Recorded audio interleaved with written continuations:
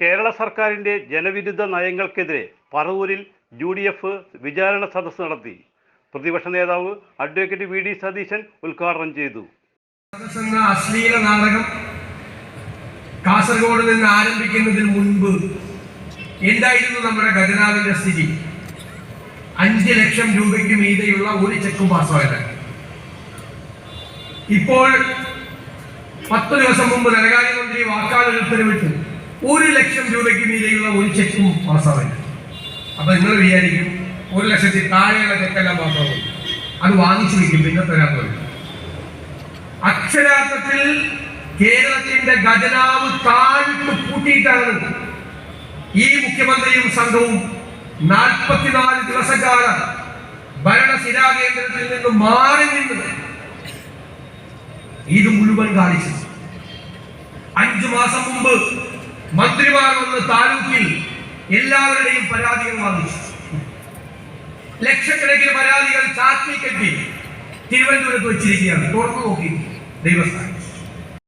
UDF നിയോജക മണ്ഡലം chairman PS Ranjith അധ്യക്ഷനായി. RSP സംസ്ഥാന സെക്രട്ടറി ഷിബു ബേബി ജോൺ മുഖ്യപ്രഭാഷണം നടത്തി. ഈ മാസം ആദ്യം 3 സംസ്ഥാനങ്ങളിൽ 4 സംസ്ഥാനങ്ങളിൽ തെരഞ്ഞെടുപ്പ് നടന്നു. നമ്മൾ പ്രതീക്ഷിച്ച ഫലം നമുക്കുണ്ടായില്ല എന്ന് പറഞ്ഞുകൊണ്ട് നിരാശരായിരിക്കുന്നതല്ല നമ്മുടെ ഉത്തരവാദിത്വം. വസ്തുതകൾ പഠിച്ചാൽ ഒരു കാര്യം നമുക്ക് മനസ്സിലാകും. BJP അധിക്ഷേപിക്കുന്നതിനേക്കാൾ കൂടുതൽ ഇന്ത്യൻ നാഷണൽ കോൺഗ്രസ് ഒലിച്ചുപോയി എന്ന് ആക്ഷേപിക്കുന്നത് കേരളത്തിലെ CPM ആണ് എന്നുള്ളത് നമ്മുടെ മുന്നിലുണ്ട്.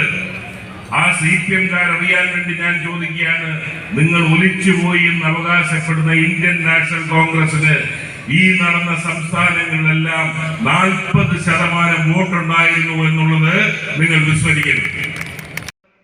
ആയിരക്കണക്കിന് പ്രവർത്തകർ പങ്കെടുത്ത സദസ്സിൽ രമ്യ ഹരിദാസ് MP പ്രസംഗിച്ചു. കുറ്റവിചാരണ സദസ്സ് നടത്തുന്ന ഇടങ്ങളിലേക്ക് വരുന്ന സമയങ്ങളിൽ വരാൻ കഴിയാതെ പോകുന്ന ജോലിക്ക് പോയ, കൂലിപ്പണിക്ക് പോയ, മഹാത്മാഗാന്ധി ദേശീയ ഗ്രാമീണ തൊഴിലുറപ്പ് പദ്ധതിയിലെയൊക്കെ പണിക്ക് പോയിരിക്കുന്ന അമ്മമാർ, സഹോദരന്മാർ, സഹോദരിമാരൊക്കെ മനസ്സുകൊണ്ട് അവരുടെ പ്രാർത്ഥന കൊണ്ട് എങ്ങനെയെങ്കിലും ഈ നാശം പിടിച്ച മനുഷ്യൻ ഒന്ന് ഇറങ്ങിപ്പോയാൽ മതി എന്ന പ്രാർത്ഥനയുമായിട്ട് കുറ്റവിചാരണ സദസ്സിന് പിന്തുണ നൽകിക്കൊണ്ടുണ്ട് എന്നുള്ളൊരു യാഥാർത്ഥ്യം ഞാൻ നിങ്ങളോട് പങ്കുവയ്ക്കും.